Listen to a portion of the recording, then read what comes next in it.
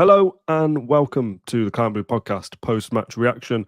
I'm your host, Dan Rolinson, joined by a despondent-looking Mat Kendrick. Is that the right word? Despondent? I think it is. You're sad, aren't you? I think. This podcast is sponsored by NordVPN. If you want the best discount code available, there's a link in the description. Are you despondent, Mr. Kendrick? You've just introduced me as despondent, and then you've called me a sad man. I am actually, yeah. I was, if you can quite believe this, I was 18 the last time we won a trophy. That's a long time ago. It's a long time ago. So I think this might split the fan base tonight in terms of those who think we've now got bigger fish to fry and we're all super important now that we're mixing it at the top table of European football and we're trying to compete at the top of the Premier League. I still think Unai Emery, any Villa manager, needs to seal whatever they're doing with a bit of silverware. And I still think, regardless of the competitions that we're competing in, the domestic cups are our best chance of doing that. And we've limited it now to one. I think we've got one chance of winning silverware this year. And, unless we do a Champions League and Premier League double, of course, I'll have forgotten about a 2-1 home defeat to Crystal Palace in the League Cup. But it just frustrates the hell out of me, Dan. I just think, you've got to give yourself a chance to win these games, and don't think we really did it tonight. Yeah, we'll talk about the bigger picture about the cup and the priorities and all that kind of stuff in a little bit. I just want to very quickly, this will be a shorter episode than usual because we're not really going to talk about the 90 minutes, but let's just get all that out of the way to begin with. The 11 was good. I thought there was a lot of changes, more so than I probably thought, but that 11 still has enough quality to beat Crystal Palace and had chances and on another day, maybe we could have gone on to have won that game. Diego Carlos doing what he does for the second goal. How does Emery account for things like that? I'm in that kind of school of thought. The bench, however, tells you everything you need to know about Emery's approach to this competition. Jacob Ramsey being on the bench and we need a goal and him not even coming on the pitch and a couple of youngsters coming on and towards the end tells you everything you need to know about how we handle this competition. But generally, I thought Villa probably should have had enough quality to still have won that game, and the fact we didn't is testament to what that set of players has done. I think you call it a B side or whatever. I think there's a couple of players in there that have got quality that if we needed one or two to fill a hole for a substitute or an injury or a suspension, fine. I think we've got enough. When you throw them all in together, it doesn't quite work, does it? No, and Palace went strong as well, didn't they? So, if you're playing against strong Premier League opposition, you've got to be at it, haven't you? And I think it was, like you said, I think it was probably a bit of rustiness of a lot of the players who did play, 3 coming back from major injuries when you say Mings, Kamara and Buendia, although I think the first two of that trio played pretty well tonight. They haven't got a lot of competitive football between them to expect them to gel and play, swashbuckling Emery ball against the strong Premier League side. Then I think it was asking a bit too much, and then for both goals, I think we shot ourselves in the foot a little bit. I'm sure we'll speak about those in more detail in a minute, but just feel a bit flat about it, Dan. Really, because it's. I know we're going to talk bigger picture shortly, but it's the quarter-final. We'd have got through to the quarter-final, and you're getting close then. You're getting close, but alas, it's not to be. But our name's on the FA Cup this year, I'm sure. So I'll stop mithering and moaning soon. Talk to me about those goals then. The first one, I think, was probably too easy. The second one is a mistake from Carlos to play a poor pass into McGinn. Was it off the top of my head? I can't even remember. But again, if you set yourself up in that way to do silly things, play silly games, expect silly prizes, or whatever the prize is. There's you mangling sayings and catchphrases. I think the first goal, I think Kamara's tried to overplay, hasn't he? And I think he's lost the ball. And then it was just the quality of the delivery and the header, but Eze's got acres of space. I don't know whether he nipped in between. I can't think whether it was McGinn and Carlos. I think he were the nearest ones to him. And it's a good header. It's a good goal from a Palace point of view, but I don't think we should have squandered the ball as high up the higher up the pitch, and then when you do, you've just got to defend better than that. And yeah, the second one, Diego Carlos, he's a bit of a roller coaster, isn't he? Watching Diego Carlos, because 1 minute you're telling him to keep it simple and to play the easy ball, and then the next minute, the next match, he's playing sublime kind of through balls and really probing forward passes that work. And then again, we've given it away, and I think it was destined for penalties that game. And off. I don't think we did anywhere near enough to lay a glove on them. But equally, I don't think they were going to score until we gifted them that goal. And from then on, you just thought, listen, why don't you just blow the whistle, ref, and we'll go home and we'll last worry 20 about it minutes or next so, you season. just thought, we're not bothered about this. We don't look like we want to come and get back into this game, is how it felt. Whether that's true or not, who knows? Comment has gone past now. As soon as you saw the lineup, you knew we'd lose, somebody said. I didn't feel like that. I thought the 11 was good, but as soon as you kind of divert your eyes down to the subs bench, you think, well, I thought Tyrone Mings, he might play a half, he might play an hour. I was gobsmacked he played the full 90. We'll talk about him in a second. There's 3 players there that just come back from a serious injury. If all 3 of those have to go off on the hour mark, let's say, you're replacing them with kids, and then Villa are in trouble then. So I felt like the 11's good, but if we have to go beyond that, why an Ollie Watkins isn't there just in case, or a Morgan Rogers or Tielemans or whoever is for Emery to decide, isn't it? It's his prerogative to put whatever squad out he feels like. But you just think when you see that bench, okay, well, if we're in trouble here, who's going to get us out of that hole? Let's face it, nobody. Yeah, listen, we'd have all been the first to snipe, wouldn't we, if one of our key first teamers would have got a serious injury that would have put him out for a couple of months or whatever. So I get it. I get that he wants to wrap his kind of superstars, if you like, in cotton wool, because it's going to be a demanding season. We're going to have a lot of games, a lot of really big, high intensity, high stakes games. I understand it, but I just think you left the bench far too light. I don't think there are any game changers on there. Perhaps Jacob Ramsey, who was overlooked anyway. I thought Ramsey might have come on for Buendia or Bailey, perhaps, and injected a little bit of nous and a little bit of energy down one of the flanks. But yeah, you know what I think about Unai Emery. I think the sun shines out of his arse. But I don't know what he's done today. I think he's probably mooned at us today. I just thought it was disappointing to leave the bench that light, really.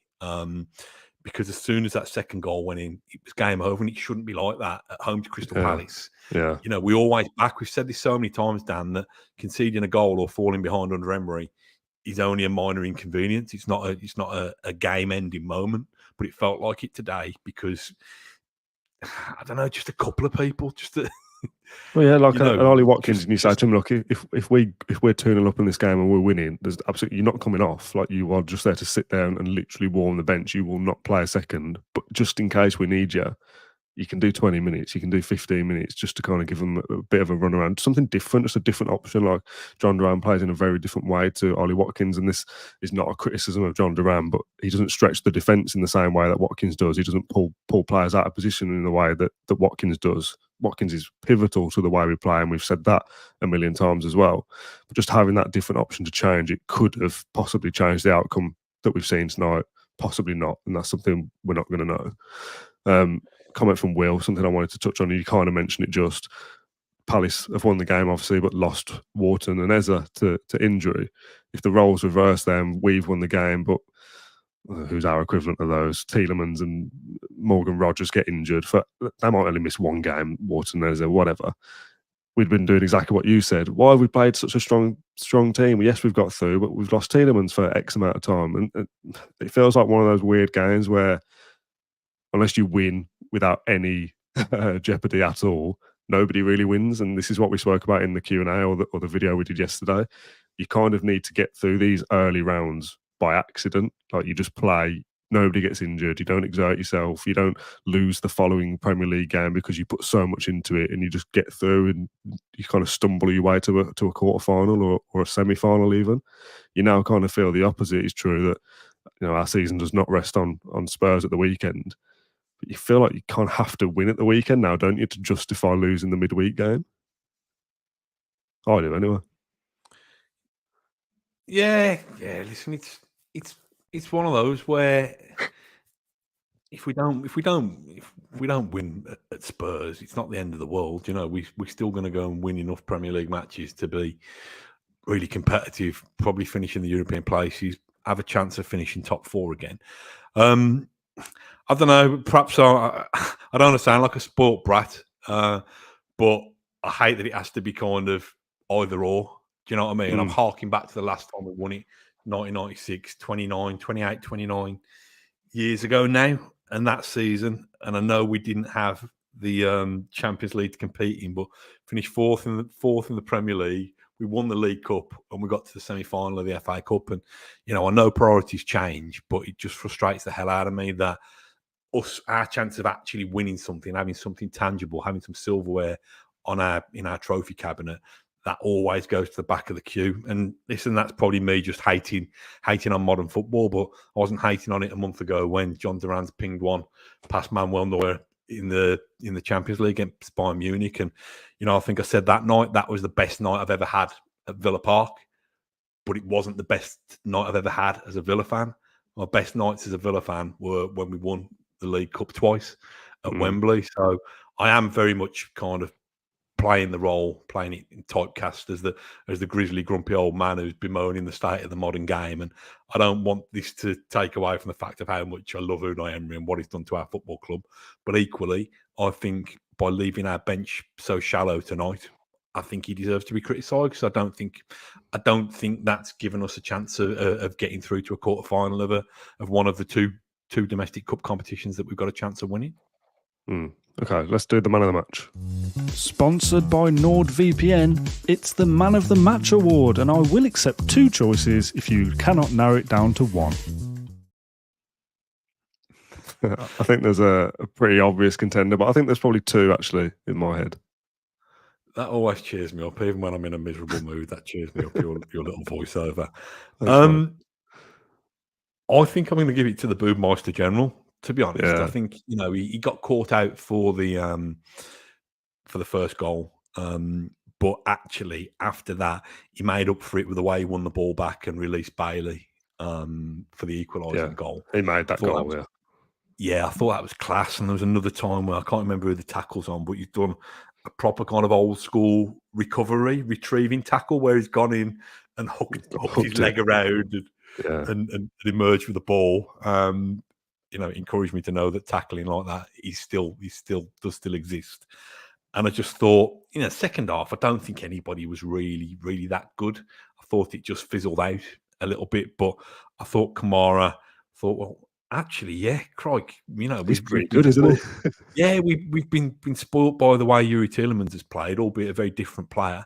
But having Kamara in our ranks, I think that probably to me is the positive. Other than that, I don't know. I mean, I thought Mings played well. There were a couple of little moments. You know, I think he misplaced a pass to McGinn, and we got away with it early in the first half. And I think there's a header back to Gauchi, but I think that was probably Gauchi's fault rather than Mings that it went out for a corner. And he got booked late on, didn't he, Mings? I can't remember as well. I think he got caught out very late on. But other than that, I'm probably being a bit sentimental, really, because Mings will probably expect more and demand more of himself. But I thought he was a tower of strength in the air. I can't remember who he tackled, but there's one where he kind of had a burst of pace in the first half to make a recovery tackle, and I thought, well, that's going to do him the world of good. So yeah, I think those two were probably my standouts, but probably as much of the fact that they're coming back from serious knee injuries. Thought McGinn did okay as well first half. I don't know, have I missed anybody? No, they were the two. Kamara is the pick. I thought he was the best player on the pitch for Villa in a game that we lost.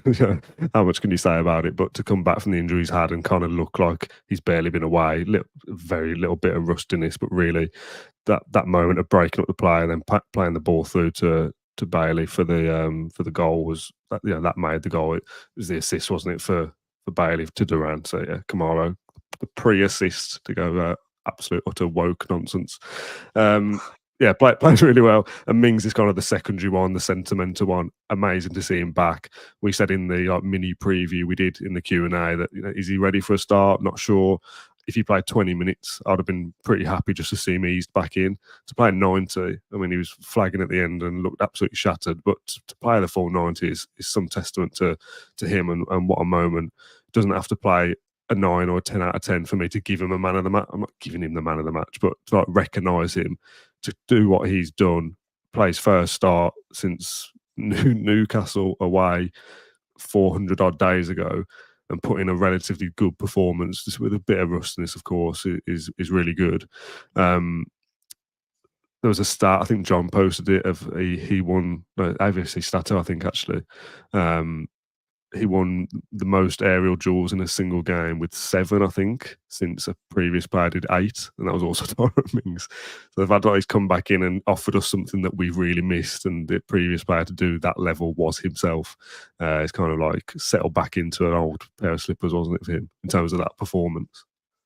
Yeah, it's just great to have him back. I mean, that's a hell of a amount of time to miss as a footballer. And, this is not just, one of your mates at 5-a-side who's done his hamstring and then, got to come back a month later. This is elite level football, albeit Carabao Cup level rather than Champions League. But yeah, just kind of wish him all the best. And I think we said it when Kamara came on and made a substitute cameo a couple of games ago that, the professional athletes, so they're not going to come in half-hearted. But Mings didn't play like somebody who was feeling his way back from injury. Yeah. He played like Tyrone Mings. And, he'll know that he can go up through the gears and be better and better, and probably face sterner tests, even though we lost. But I wanted to have a word for Bailey as well, because I think Leon Bailey's still a kind of, a shadow of his former self, I think, at the moment. But he's got 2 assists in the last 2. I know both games have had disappointing outcomes, but his assist on Saturday, only a little delicate header. It was good, that was. I don't think we spoke about it in the post-match. Yeah, but that was a clever measured piece of, in a busy penalty box. I thought that made the goal in a way. And again, yeah, Kamara probably get the plaudits for the pre-assist, but Bailey's got that assist today, and I know Buendia and John Duran were fighting over it, and Duran's got there first, and I thought the keeper should have done better, but not that I was worried about that at the time. And Bailey's had a couple of efforts where he's at least, cut inside his man and got a shot away and stuff like that. It's baby steps, isn't it, or Bailey steps? But it's, I just think, given the fact that he does seem to have been shot of confidence, hopefully he's playing his way gradually back into a little bit of form. Yeah. Okay, should we do the debate then? Go on, what's the debate? Well, just the general kind of state of modern football, I suppose, and the attitude towards the energy drink cup. I saw somebody on Twitter call it. Just you go first. Tell me how you've said a few times, you're disappointed and whatnot throughout, but just overall, kind of just the League Cup in its own thing. Your thoughts on it? I don't know. I think it's an age thing, Dan. I really do. So, but I'm not an old man, but I'm not a young man either. And football's still about winning trophies and tangible things. And this sounds very old manny to say, but having that little kind of note in the record books that who won that year? Oh yeah, it was Aston Villa. They beat so and so in the final, and it's been an awful long time coming. And I actually think now we've been banging on about how good our squad is, what squad depth we've got, how strong the bench is. We've probably never seen a substitute bench as strong as this, certainly in the last 20 years, I'd say, maybe even longer. Wouldn't have had benches as big as this in the past anyways. This is we're probably capable, when everybody's fit, of having the strongest bench that we've got. Now, does that bench still mean it's strong enough to compete on 4 fronts? Probably not, because Emery doesn't think so at the moment. Emery knows this squad. He knows this football club. better than most, certainly from a footballing perspective. So we probably have to bow down to him again. But it just disappoints me when we do seem to have a squad that is capable of going again and going again and going again. That's something that we can actually win. Listen, I'm going to have egg on my face if we actually go and bloody win the Premier League or we win the Champions League. And hopefully that is part of the Emery project. Maybe not this season, but maybe in the next 10 seasons, if we can keep him, bless him. But I think a lot of what I would said, people, how old are you, Dan? 28? 29 this next month. So 28, yes. Yes. I'm 28 till I'm 29. That is how it works, yeah. I think people under the age of 30, maybe even under the age of 35 or whatever, will think, oh, well, stop moaning, you bald old git. We're in the Champions League. We're competing at the top end of the Premier League. Who cares? It's the League Cup. That's a cup for also-rans to go after when they can't be competing in the Champions League and they can't be competing in the Premier League. I'm not sure we can still afford to be that picky. No, definitely not. So that's where I'm at, and I do think it'll split. I mean, I don't know what the comments are like. I think it'll split. People of my school year will sit firmly. Not everybody. Not everybody. There'll be exceptions to the rule on both sides. There'll be 25-year-olds that are going, well, I want to win something. Nobody of my age, like you said, you've got to be probably mid-30s to remember it properly. When do you properly remember anything as a youngster? I don't know. For me, I was like 10 before I have any memories. But if you were like 7 or 8 when we won the cup in '96, do you remember that properly? It's very unlikely you were there. You've got to be a teenager probably in the '90s to really appreciate it. So there will be some people of my age and younger that think I want to win something better than the playoff final trophy or that big thing that John Terry won in pre-season. Like I want to win something proper, and I am absolutely of that mindset as well. And I'll get to my thoughts in a sec because I am on the other side of the thing. Not that I don't care, because I do. How pissed off was I when we didn't beat Everton last year or the year before, whenever that was. I thought about it all season. It really irritated me because I felt at the time that was our one chance of doing anything. But now we've kind of progressed beyond that by getting into the Champions League. So there'll be people on both sides, like the younger ones will think, no, I want to win something as well. And there'll be people of your generation, if you like, that will say, well, yeah, it isn't our priority. Emery says it's our lowest priority. So if he says it, I agree with him. Just looking at the comments, Dan, there's Jay Collett, I'm 52 and don't think the League Cup is worth winning. And then we've got Edward Lawrence, I'm 28 and it peed me off no end. So do you know what I mean? Yeah, there we go. It depends it depends how you define success, doesn't it? And that's outrageous, isn't it? 28 and 52, is that right? No, you just said that you were. I was trying to get some witty comeback for you then, but I couldn't. I'm too frustrated. Sorry. What I was going to say, Emery actually, wasn't it at PSG? Didn't Emery have a good success rate with domestic cups? Yeah. There as well. He won everything at PSG besides the Champions League. Yeah? So it's not as if he doesn't see the value of them. It's an interesting one, isn't it? Because obviously, like we said, the bench tells you everything you need to know about the game. We've lost to Stevenage under Emery. We lost to Everton under Emery. All those 3 games are at home as well, where really should be doing more than that. In terms of like comments and stuff, I'm trying to keep one eye on the comments and one eye on us talking about it. And while I was waiting for you to get back, I spent probably a good half an hour just scrolling through Twitter, which grim. So many really massively antagonistic people going at each other like, no, I think this and I think this. Not really. It was like I was just reading it thinking like, oh, I don't want this to influence me in the way I think and what I'm about to say. But it's very divisive, this topic. I thought about doing it for the next episode of the Villa Social, age-old question: would you rather win the Carabao Cup or qualify for the Champions League? And it now feels silly to do that. Now we're not even in that competition, but you could say win the FA Cup or the Champions League, I suppose.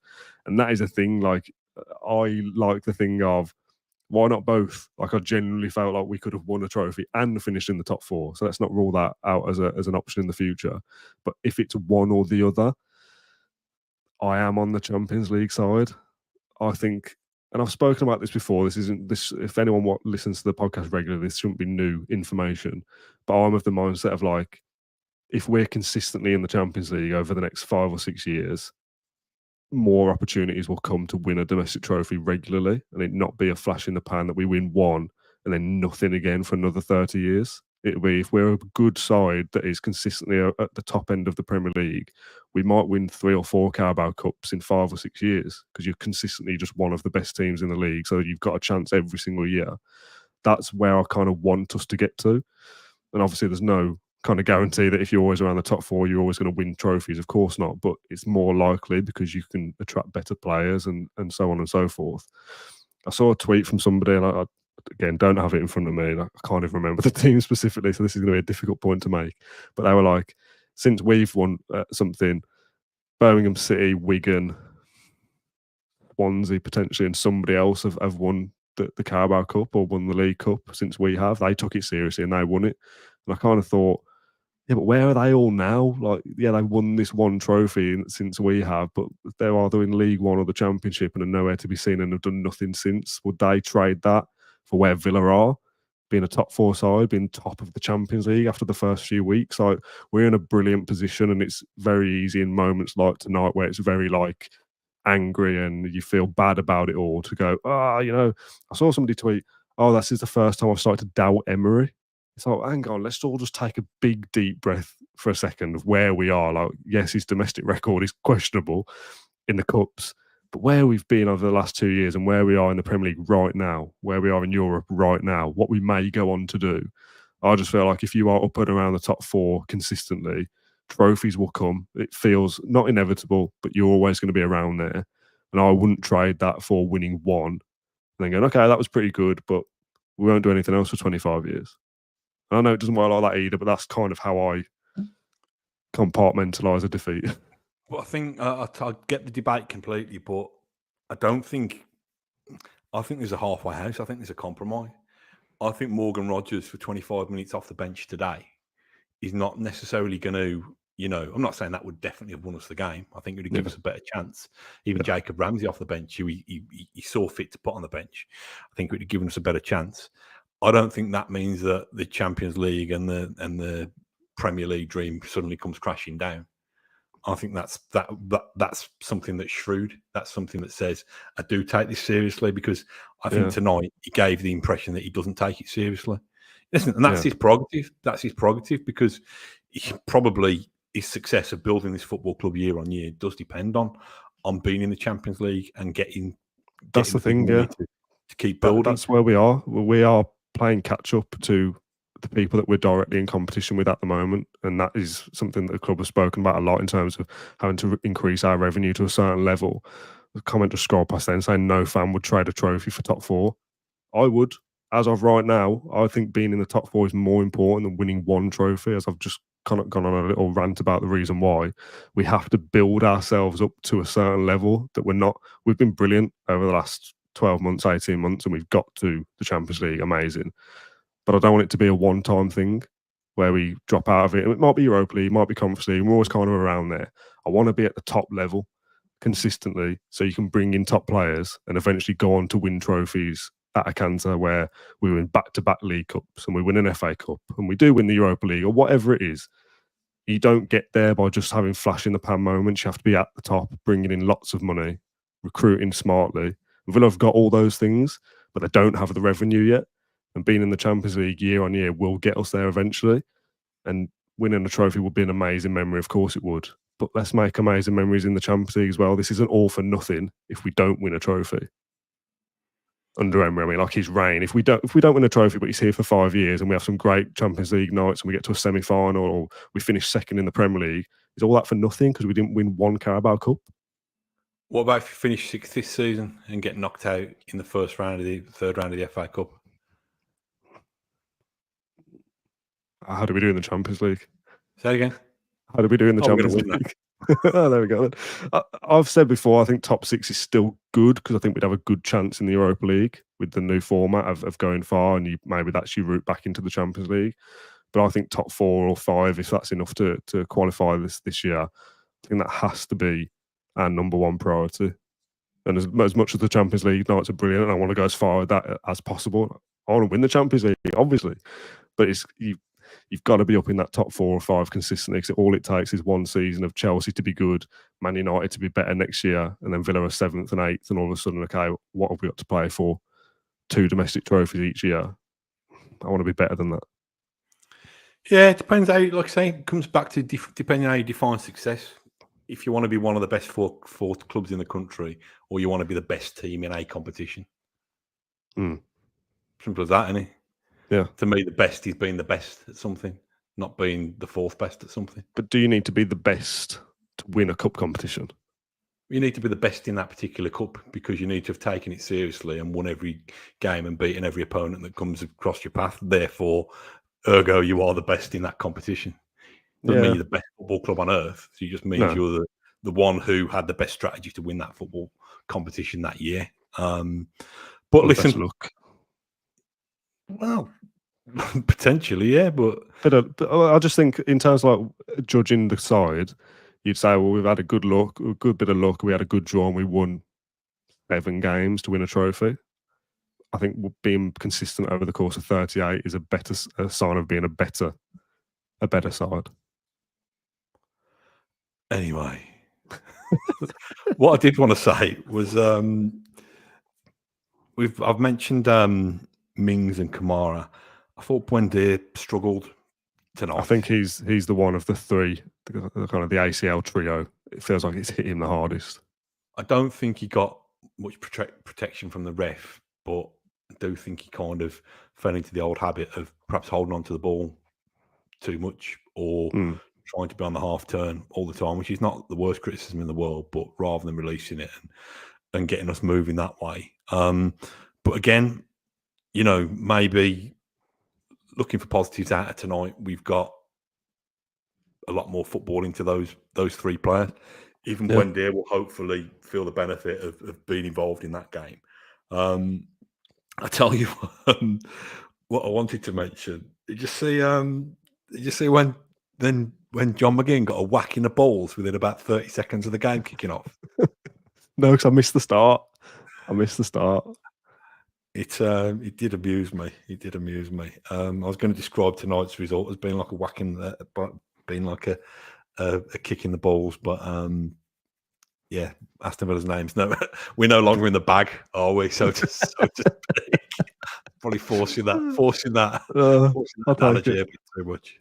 You're listening to Clout and Blue Ball Bags at 12 on Wednesday night. Go on. Sorry, did you see the kid with the sticking his fingers up at the Palace player? No, what was that? I don't know what the moment was or who the player was, but there's a shot of a young kid. I mean, I'm rubbish with ages, but no older than 7 or 8, maybe. Munoz is what the comments are saying. Kind of walks past for a throw-in or a corner or something. I'm not going to do it because we might get banned off YouTube. But he stuck both middle fingers up at the same time. Very quick. I'll do it with my index fingers, just very quick, like, and then he went off screen. It's just like a little kid, stupid. That one of those only little things that, like, you know, dad's probably hey, kind of free pass at the football or whatever. Do what you want, and that's his like a little moment of fame. With all the school kids will be on about that when they're back in next week. Yeah, good stuff. Speaking of kids, it was the junior edition of Prize Where It Lies again. Hey, I'll tell you what, I had an email this week about the Pride, the Villa rewards thing that I don't care. And I went on it just out of interest. And like you get so many points a season and you exchange those points to get in a ballot for Prize Where It Lies or to win a signed shirt and that kind of stuff. I went on the Prize Where It Lies one and it says, the description of it says something like, Prize Where It Lies. Each week, 3 junior Villa fans will take on the thing. So they must have changed it now that it's only going to be kids. Yeah, I think they should call it Kids Where It Skids now. Because there's some time efforts again. They need to move it a bit nearer. Yeah, if it's going to be for kids, it needs to be nearer now. Like adults at the halfway line, fine. Kids, knock it forward another 15 yards or something. Get the sides up like bowling. Get a little ramp and do it like that. It's only fair. All right. Are we done, do you think? I don't know. Is there anything else I wanted to say? I don't think so, mate. I don't think so. I think we've had a good chat about it. Like I said, we might do. I mean, actually, one thing I wanted to discuss very quickly. Sorry, I've seen a lot of people saying two things: that the League Cup is our best chance at winning a trophy this year, which I do agree with. It's the shortest competition. You've got to win about 6 games or something. You know, it should be quote unquote easier to do that than the FA Cup, for example, which is slightly longer.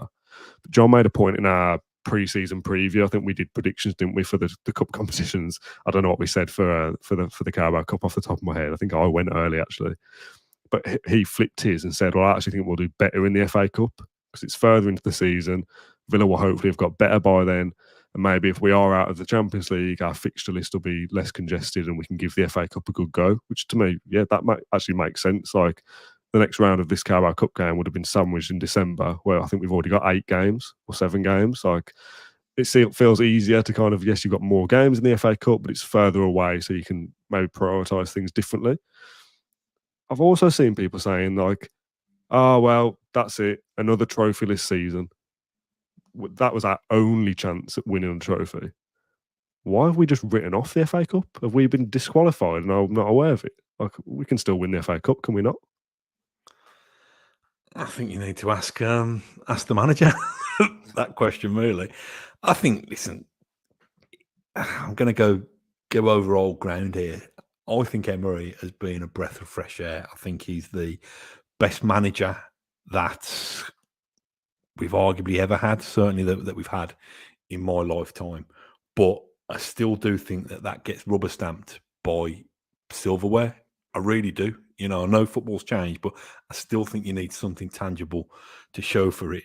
I think the blot on his copybook has probably been, you know, there's been a couple of games, you know, probably in the Conference League and in the Premier League where it hasn't gone to plan and stuff. But, you know, the Man United game in the League Cup in his first year, we beat Man United at Villa Park and got that kind of hoodoo out the way. And then, you know, I was at Old Trafford for that game and we blew it against the not particularly great Manchester United team that night. And then we obviously got Stevenage in the FA Cup. Tonight felt a little bit like Stevenage, as silly as that sounds. You're playing against a Premier League team rather than a lower league team.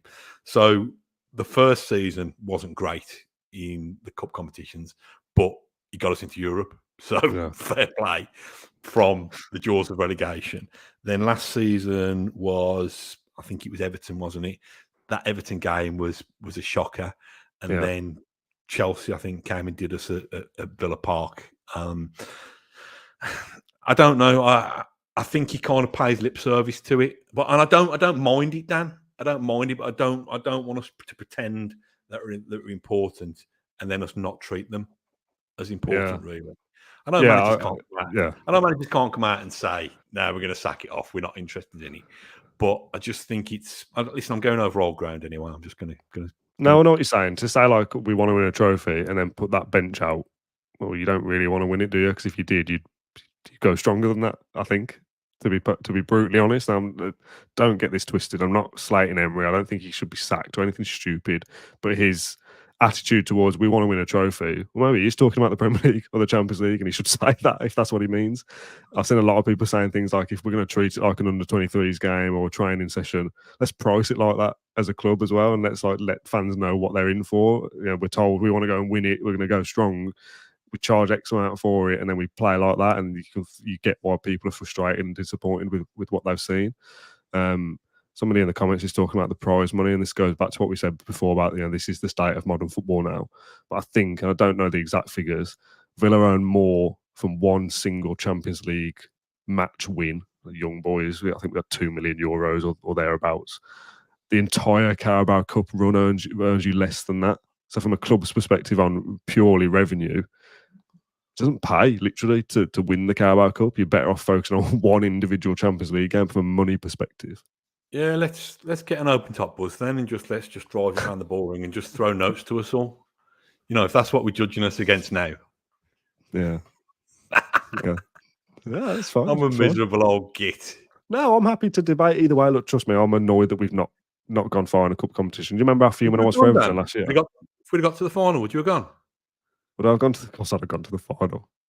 Do you I've reckon got any of these tickets. lot would in the comments who don't rate the League Cup? It's not that we don't rate the League Cup.